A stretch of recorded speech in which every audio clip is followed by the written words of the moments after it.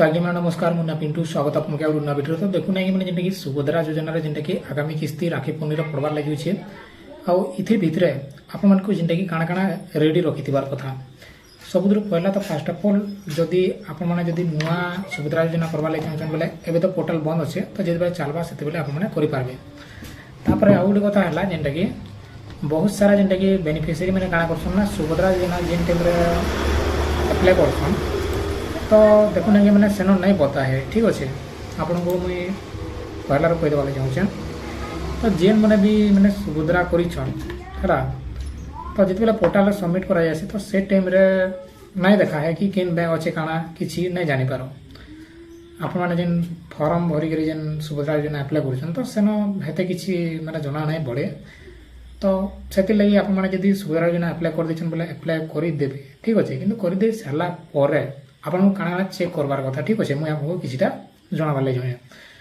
पहला तो आप जेनटा कि डीबीटी लिंक अच्छे कि निन से चेक करेंगे आउ जदि डीबीटी लिंक अच्छे जेकोसी बैंक हो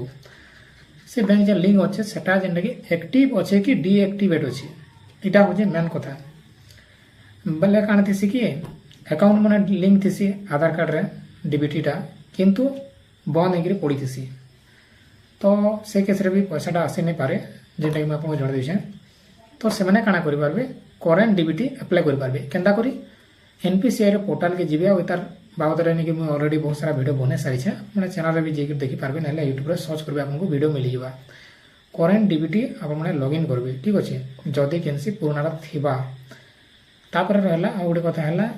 जदि आप माने अकाउंट रे किंबा आधार कार्ड जो डीबीटी लिंकटा अच्छे से केन बैंक रे अच्छे से आपको जानवर लगे चाहछन बोले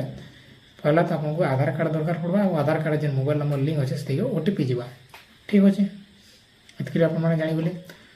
तापर आउ गोटे कथा है आपने जिते बेले भी सुभद्रा योजना करूँ तो फॉर्म फिलअप कले सुभद्रा योजना अप्लाई कले से किसी इश्यू नाइन किंतु बट पछे काଣା आसी जेन मैंने भी अप्लाई कर दे सारापर जनसेवा केन्द्र रे किंबा मोर सीएससी रे बा ना मो सेवा केन्द्र मन को काଣା अच्छे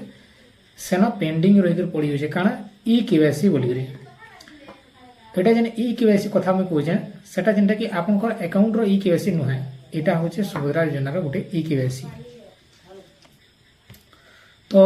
सेंता रोचे जेनटा कि जेन मैंने भी केवाईसी कथा पचराउछन जदि ना जान पारबार जे हमर पैसा कांति लागबा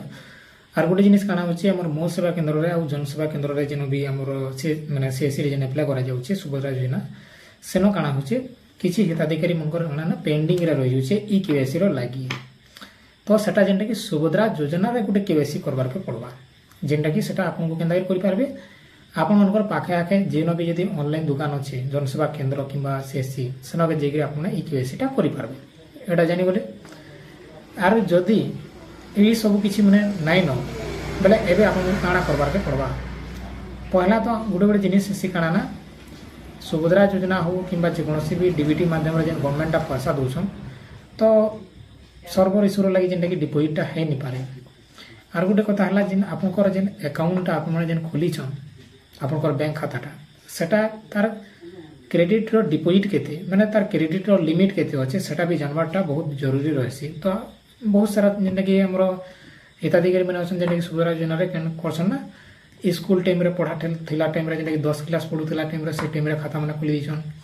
कि जेनटा कि 9 8 7 पढुथिला टाइम रे भी अकाउंट माने खोली दिछन तो सेटा पुराना अकाउंट नहीं गला आउ एबे जेते बेले से माने अप्लाई करछन सुभद्रा योजना से माने जेनटा कि 22 वर्ष पूरी मैंने पार हो गलान आउ से गोटा सुभद्रा हो पारुचे। तो इतने मैंने आप जानवर अच्छे जे